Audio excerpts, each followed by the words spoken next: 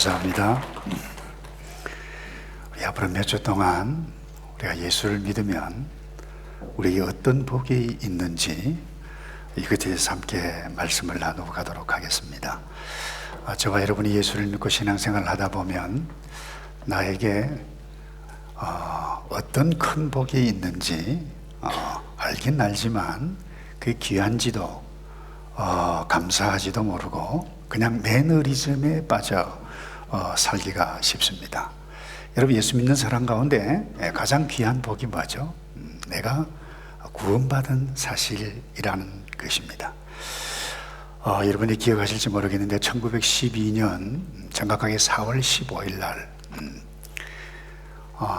초여화 호화 여객선 이 타이타닉이 처음으로 이 출항을 했는데 빙산에 부딪혀서 가라앉죠. 이게 대해서 여러 가지 참 비극들이 또 아름다운 일들이 많이 일어납니다만은 잘 알려지지 않은 하나의 일을 제가 최근에 읽은 적이 있습니다. 이 배가 침몰이 됐어요. 이 소식이 전 세계에 퍼졌어요. 가족들이 얼마나 놀랐겠어요. 이 선박회사, 이 화이트 스타 라인 앞에 몰려들었습니다. 우리 식구가 어떻게 되어졌는가?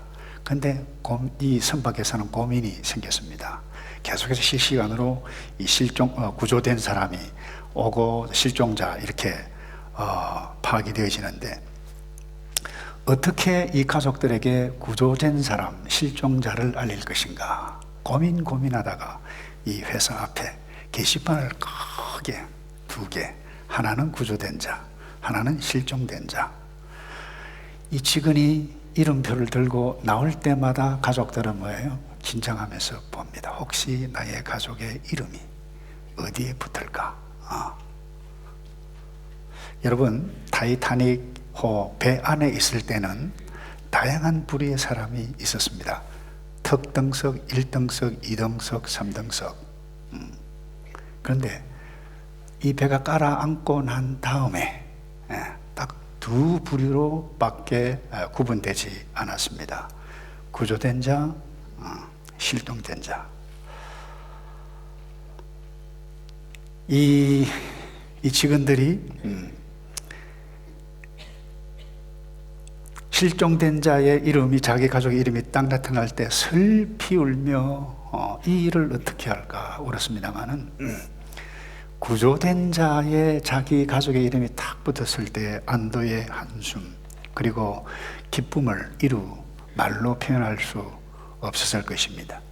여러분, 지금 이 지구 70억 인구 중에 정말 인종도 다양하고 그야말로 삶의 수준도 어떤 사람은 맥도날드 정크푸드에서부터 시작을 해가지고 그야말로 초호화 레스토랑에 그것만 이렇게 다녀가는 아주 다양한 삶의 모습이 살아가고 있습니다만은 그럼에도 불구하고 딱 죽으면 딱 두 가지 부류로 남습니다. 하나는 구원받은 자, 다른 한 자는 잃어버린 자. 무엇이 이 둘을 나누어 놓습니까? 내가 예수 안에 있느냐, 예수를 붙들고 사느냐, 아니면 내가 내 자신의 삶의 주인이 나 자신인데 내 마음대로 살아가느냐, 내가 인생의 주인이냐, 이 둘입니다. 그런데 우리가 구원받았다라고 하는 이 사실을 깨닫게 되어질 때에 여러분 얼마나 감사합니까? 그런데 이 에베소 지역에 있었던 이 성도들이 이 사실에 대해서 정확하게 잘 몰랐던 것 같아요. 그래서 사도 바울이 이 구원받았다라고 하는 이 감격된 이 사실을 어떻게 큰 소리로 외쳤는가 하면 1장 3절에 찬송하리로다 하나님 곧 우리 주 예수 그리스도의 아버지께서 그리스도 안에서 하늘에 속한 모든 신령한 복을 우리에게 주시되 그랬어요.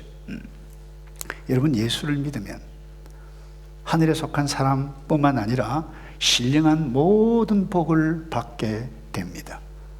그래서 오늘 이 복들이 아주 가장 기본적인 것입니다만은 우리가 확인해 가야 하고 우리가 확신해 가야 하고 이것을 누려가야 할 부분이 무엇인가, 그것을 좀 나누어 가겠는데, 첫 번째, 하나님의 사랑이 내게 임합니다. 그 하나님의 사랑이 무엇으로 표현되는가 하면 나의 모든 어둠의 죄가 제거되는 것입니다. 오늘 본문에 이 유대인의 제사장 이 사가랴의 아들로 태어났던 이 세례 요한이 요단강가에서 말씀을 전하고 이 세례를 베풀 그 무렵에 예수님께서 지나가셨는데 갑자기 백성들에게 하나님의 보라 하나님의 어린 양이로다 라고 36절에 했을 때에 이 말을 들었던 유대 백성이 깜짝 놀라서 탁 쳐다봤어요. 무슨 의미인지 알았기 때문에 그래요. 여러분, 이 유대인들은 이 모세 때부터 어린 시절부터 딱 태어나면 자기가 어떤 죄를 지으면 어린 양을 가지고 제사장에게 가서 자기의 죄를 고백합니다. 그리고는 이 제사장이 그 죄를 어린 양 위에 손을 얹고 전가하는 의식을 행한 다음에 이 어린 양을 잡습니다. 피를 흘립니다. 죽습니다. 그리고 선언합니다. 이제 가라. 나는 깨끗하게 죄 사함을 얻었느니라. 이 사실을 알았어요. 세례요한이 29절에는 이 사실을 좀 더 구체적으로 이야기를 하고 있어요. 세상 죄를 지고 가는 하나님의 어린 양이라 선언했어요. 이 사실을 들었을 이 유대의 백성들은 바로 기억나는 부분이 있었어요. 이사야 선지자가 53장 말씀에서 우리는 다 양 같아서 그릇 행하여 각기 제 길로 갔거늘 여호와께서는 우리 모두의 죄악을 그에게 담당시키셨도다.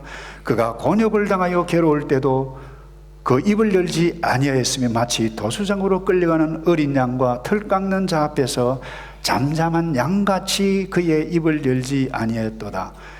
이것을 이 유대 백성들이 딱 세례 요한이 하나님의 어린 양이로다 말을 딱 들었을 때, 와, 이사야 선지자가 과거에 예언했던 그 메시아가 바로 저분이구나 라고 하는 것을 알았을 뿐만 아니라 그 하나님의 말씀이 실제로 성취되어지는 현장을 목격하고 있었기 때문에 이들은 깜짝 놀라서 이것 때문에 예수를 믿었어요. 다 믿지 않았어요. 그 주변에 있었던 몇몇 유대인들 따랐던 유대인들이 믿었어요.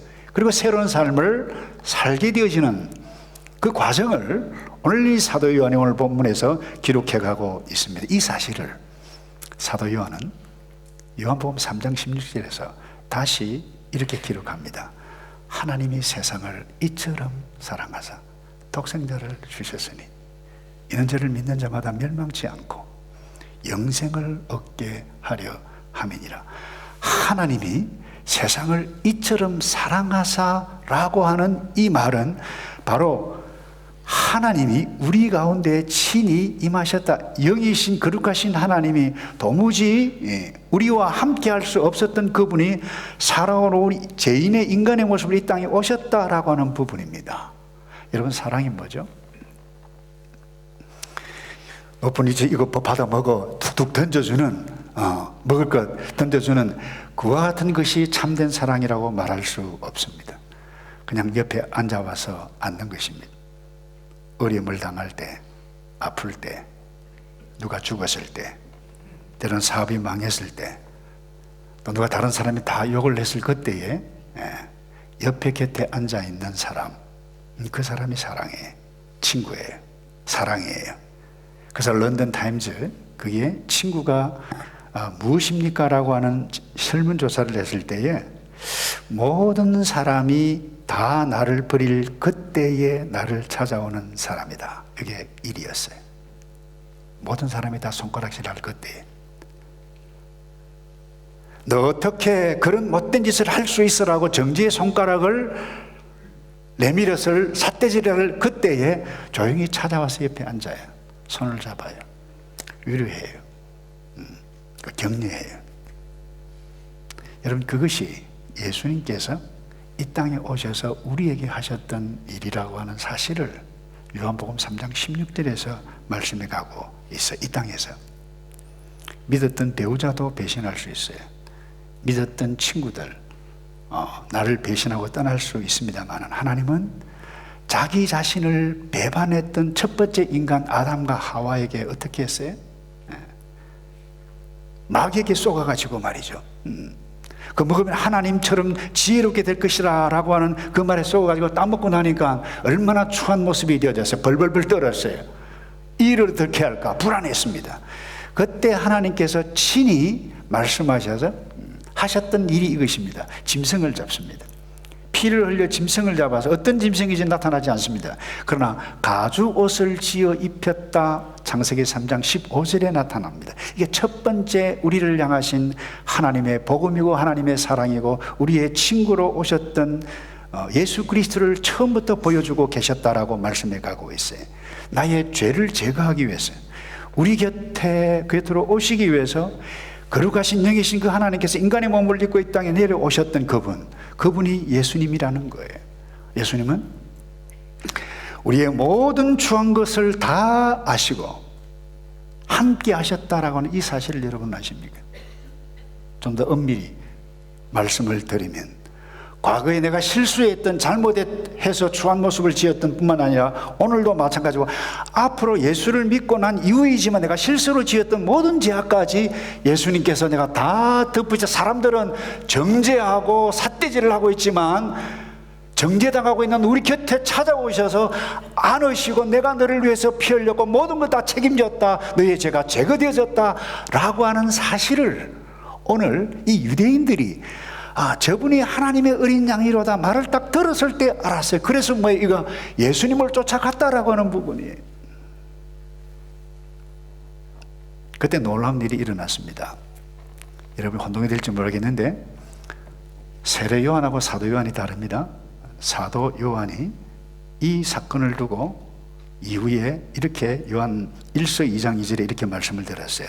저는 우리 죄를 위한 화목 제물이니 우리를 위할 뿐만 아니라 예수 믿는 사람뿐만 아니라 예수 믿어야 할 바깥에 있는 사람 온 세상의 죄를 위하심이라 말씀하셨어요. 그래서 이 사실을 믿고 있는 자는 확신하는 자는 제3의 기쁨을 누리게 되어지는 것입니다.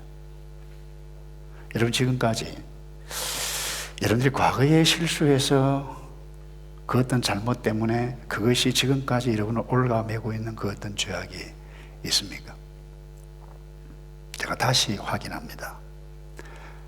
신학적으로 성경적으로 예수님께서 십자가 위에서 오늘 하나님의 어린 양이라고 표현한 이 말씀 가운데는 내가 어제 지었던 죄 지금 연약해서 짓고 있는 죄뿐만 아니라 앞으로 지을 죄까지라도 완전히 제거되었다라고 하는 사실을 선포해가고 있다는 것입니다. 근데 이것을 믿는데 확신이 없으면 기쁨과 감사가 덜할 수 있습니다. 예수를 믿고 세례를 받고 교회를 나와도 확신이 없으면 어제의 모습으로 살아갈 가능성 또한 있을 수 있다는 것이 왠가 하면 내가 마음으로 인식하고 믿지 않기 때문에 그래요. 실제로 살 수 없을 수도 있어요. 여러분 아시나요? 1961년에 미국의 남북전쟁이 일어났어요. 그 흑인 노동력 때문에 일어났죠. 우리는 흑인의 노동력 없이는 살 수 없다. 목화를 운영했던 미국 남부 반대했습니다. 그러나 북군 노예 해방시키자 이것 때문에 전쟁이 일어났었습니다. 많은 동족들 많은 사람들이 죽었습니다. 그때 결국 북군이 승리를 했고 1963년 정확하게 1월 1일 날짜로 제16대 대통령 에브라함 링컨이 노예 해방 선언을 합니다. 자유다, 이제는 노예가 없다 라고 선언을 했어요. 이것이 뭡니까? 한번 선언하면 법입니다. 그게 능력이에요. 또 하나 사랑이에요. 근데 이것을 반대했던 사람들이 있었어요. 우리 수는 못하겠다. 반역자로 심판을 받아야만 했었습니다. 그런데 더 재밌는 사실은 여기 있었어요. 노예, 이제 흑인들이 더 이상 노예가 아니다고 선언을 했는데도 불구하고 이 사실을 몰랐거나 알아도 여전히 난 노예로 살겠다라고 노예로 살았던 흑인들이 적지 않았다는 것이 문헌적인 기록에 많이 나와 있습니다. 얼마나 어리석습니까? 이미 자유함을 선포되어지는 능력의 선언, 사랑의 선언이 내게 임했는데, 이 사회에 임했는데 그것을 믿지 못하고 계속해서 노예로 산다. 자유함의 축복을 모르는 사람입니다. 여러분, 모든 권세를 갖고 계신 하나님께서 뭐라고 말씀하셨어요? 누구든지 그리스도 안에 있으면 이전 것은 지나갔다, 이제는 보라 새 것이 새 피조물이 되어졌다라고 말씀해 가고 있을 뿐만 아닙니다. 로마서 8장에 새 피조물이 된 이유는 딱 하나입니다. 그리스도 안에 있으면 누구든지 결코 정죄함이 없다. 그래서 사탄에 속은 어떤 사람들이 우리 모두를 삿대질을 하고 정죄를 할 그때에 예수님께서 결코 정죄함이 없다, 맞겠다, 이것이 복음이에요. 그래서 우리는 그릇된 죄책감에 가질 필요가 없는 이유는 이 예수 그리스도께서 하신 일이 이렇게 존귀한 일이기 때문인 줄로 믿습니다. 이것이 복이 아니고 뭐예요? 이 복이 우리에게 있는 줄로 믿습니다. 두 번째요, 예수를 믿으면 새롭게 살 삶의 능력이 우리에게 임합니다. 어떤 능력입니까? 먼저 성령이 우리 가운데 성령이 임재합니다. 그리고 이 성령이 우리 가운데 임재해 가면 누가 예수이고 누가 믿지 말아야 할 존재이고 내가 어떻게 살아가야 할지 이 분별력이 생깁니다. 뿐만 아닙니다. 악한 영을 뛰어넘는 능력, 그리스도의 권세가 우리에게 동일하게 임해가고 있는 능력이 임한다라고 하는 사실입니다. 자, 여러분, 세례 요한이 처음에 예수님이 그리스도이신 줄을 몰랐어요. 메시아인 줄 몰랐어요. 그 본문이 오늘 본문에 나타납니다. 33절을 볼까요? 거기 보면 31절에도 나도 그를 알지 못하였으나 내가 와서 물레 세례를 베푸는 것은 그를 이스라엘에게 나타내려 함이니라 하고요. 33절을 바로 넘어가 볼까요? 나도 그를, 예수님을 잘 몰랐다는 거예요. 알지 못하였으나 나를 보내어 물로 세례를 베풀라 하신 그이가 하나님이 말이죠, 성령님이 말이죠, 나에게 말씀하시되 성령이 내려서 누구 위에든지 머무는 것을 보거든 그가 곧 성령으로 세례를 베푸는 이인 줄로 알라 하셨기에. 여러분, 예수가 메시아인 줄 세례 요한도 몰랐습니다. 하나님께서 알려주었어요.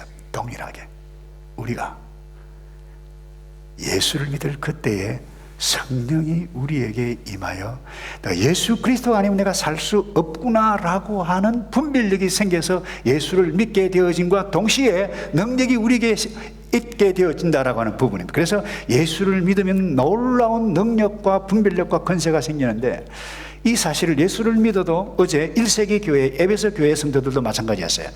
이 능력의 권세가 우리에게 있는지를 잘 몰랐다라고 하는 부분에, 그래서 바울이 제발 이와 같은 능력이 있음을 알아라고 기도하는 내용이 뭔가 하면 1장 19절입니다. 제가 읽을게요. 너희 마음의 눈을 밝히사 그의 부르심의 소망이 무엇이며 성도 안에서 그 기업의 영광의 풍성함이 무엇이며 그의 힘의 위력으로 역사하심을 따라 믿는 우리에게 베푸신 능력이 지극히 크심이 어떠한 것을 너희로 알게 하시기를 구하노라. 그래서 무슨 말입니까? 이 능력이 있는데 잘 모른다는 거예요. 에베소 교회 성도들이 제발 알았으면 좋겠다라고 내가 지금 하나님께 기도하고 있다, 이 내용이에요. 여러분, 능력이 어떻게 임합니까? 세례요한이 예수께 세례를 베풀 때 성령이 비둘기처럼 내려오게 되어진 것을 보고 깨달았습니다.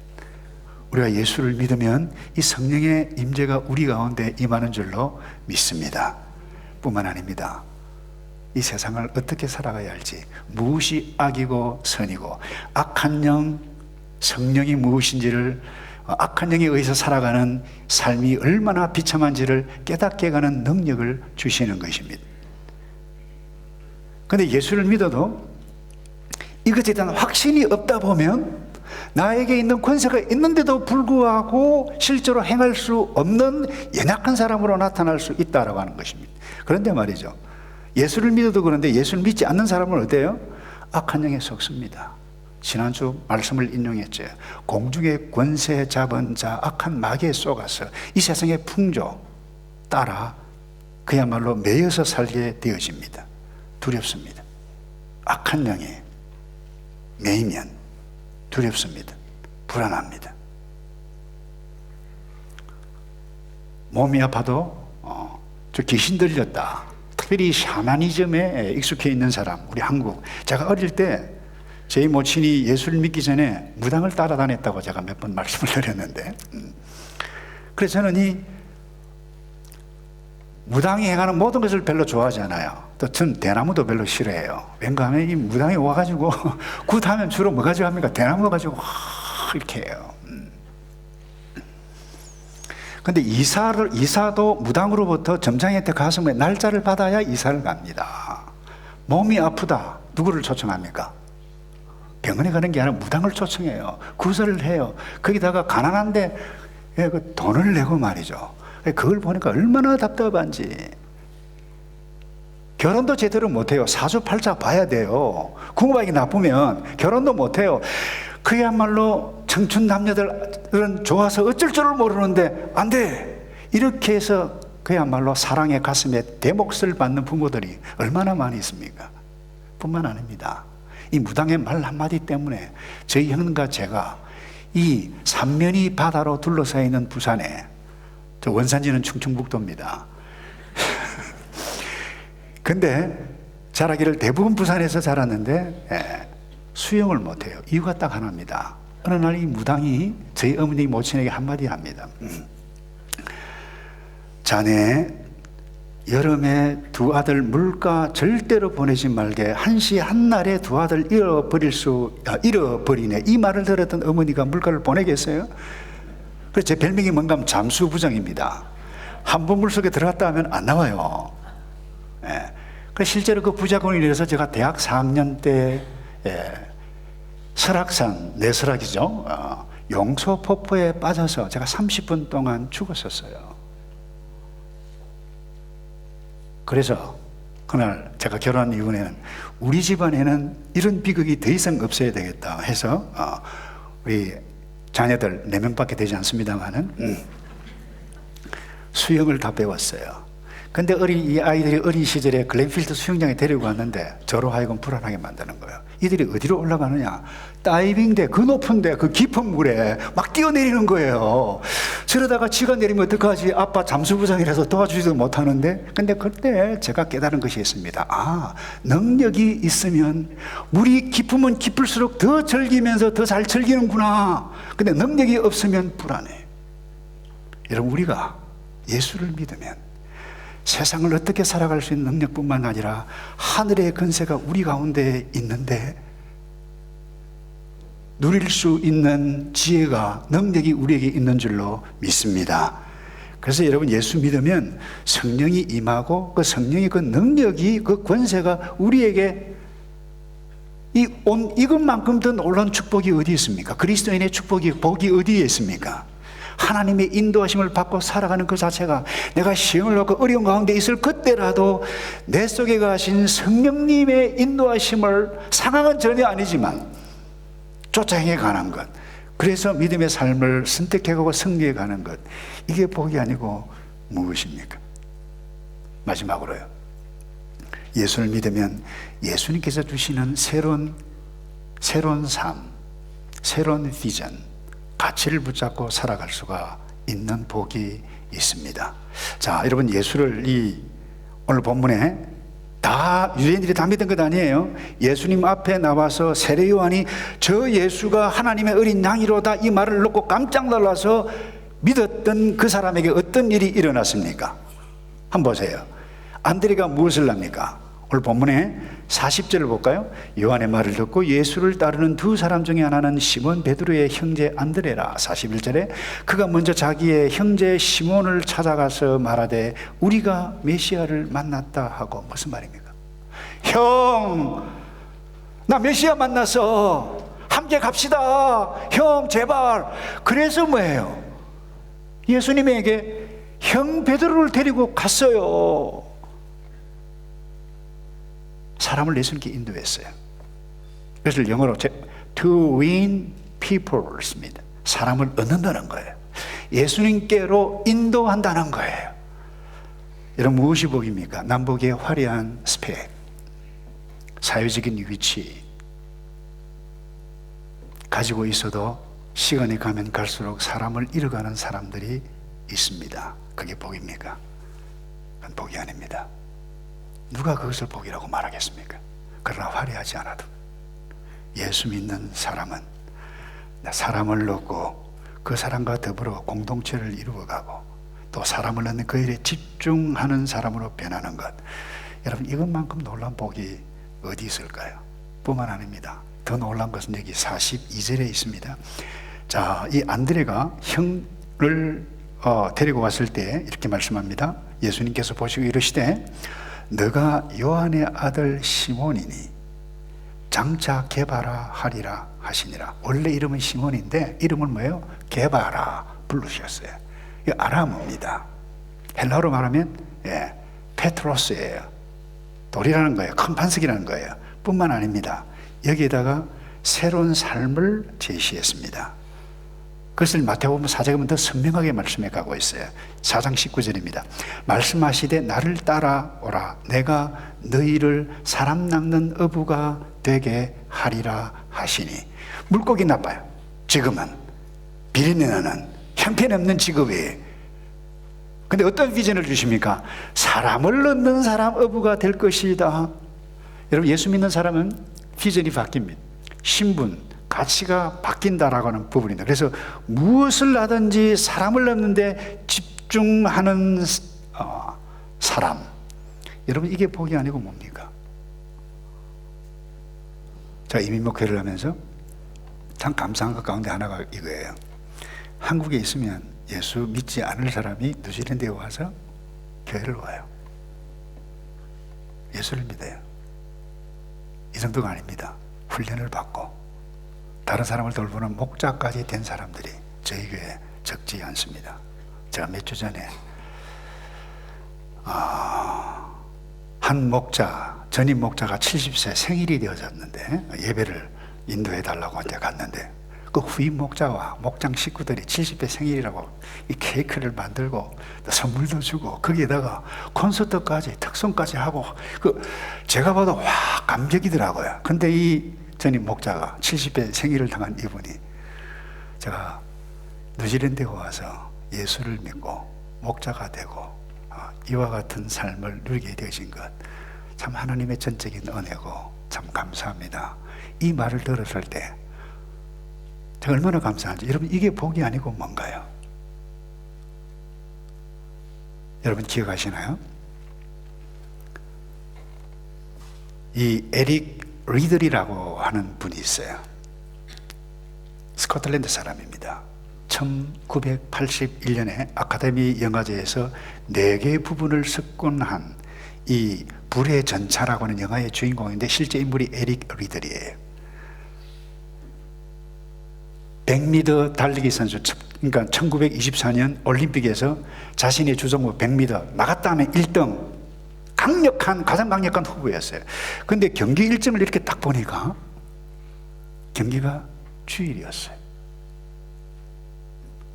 나 주일날은 뛰지를 않는다. 이렇게 했을 때 이 감독 팀들이 야단이 나서 너 지금 정신이 있어 없어. 뿐만 아닙니다. 이 소식을 들었던 이 영국 사람들이 저 매국노 아냐, 바리새인 아냐, 뭐 저런 사람이 있어. 결국 뛰지를 않았습니다. 그런데 그 다음날 수요일날 400m에 출전을 합니다. 여러분, 100m 선수가, 강력한 우프 선수가 400m면 우습지 이렇게 생각하십니까, 여러분? 차원이 다릅니다. 근데 뜁니다. 근데 출발하자마자 100m 달리기를 하듯이 그야말로 전속력으로 질주를 합니다. 이 감독과 선수 이 운영팀이 난리 났습니다. 저 곧 넘어지겠다. 쓰러지고 말 거다라고 했는데 유유히 400m 골 1등으로 골인을 하게 됩니다. 그리고는 유명한 말을 남겼습니다. 나는 반은 내가 나의 최선 최고로 다시 뛰었다. 근데 반은 하나님께서 나를 안고 뛰었습니다. 얼마나 멋진 말인가요? 뿐만 아닙니다. 육상 선수를 그만둘 무렵에 동생이 한마디 합니다. 오빠, 선교사로 가면 어떨까요? 중국 선교사로 갑니다. 그때 이 오빠인 이 에릭 리들이 이런 이야기를 합니다. 나는 달리기를 할 때 말이야, 전속력으로 막 질주할 그때 하나님께 주신 그야말로 이 기쁨을 나는 누려. 그런데 너의 말대로 나의 인생을 사람을 넣는데 그야말로 전력을 다해서 질주하겠다. 얼마나 멋있는 사람이에요. 그런데 중국으로 갑니다. 2차 세계대전이 일어납니다. 일본이 들어와서 포로가 됩니다.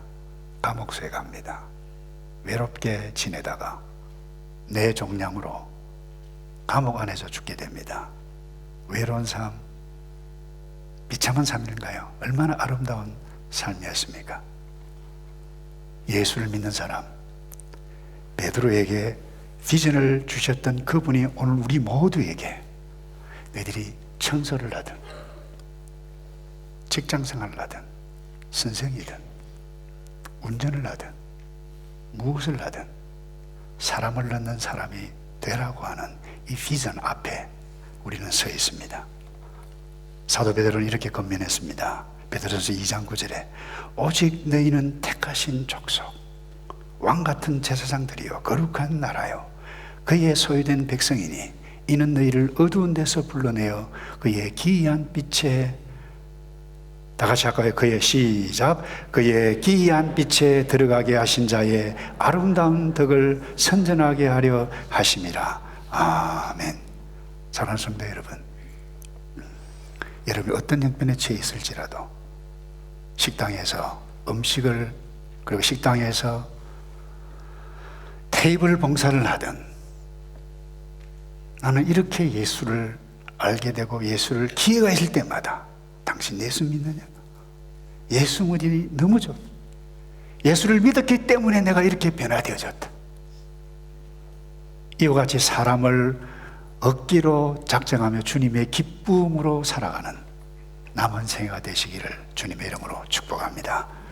기도하겠습니다. 아버지, 우리가 부족한데 죄 사함을 얻게 해주셨고 자유를 얻게 해주셨고 어떤 형편에 처해 있을지라도 사람을 넣은 이 일에 돈을 벌고 일을 하고 노래를 하고 아버지께서, 예수님께서 새롭게 주셨던 이 비전과 가치에 집중해가는 우리 모두이도록 복을 내려 주시옵소서. 예수 그리스도의 이름으로 기도하옵나이다.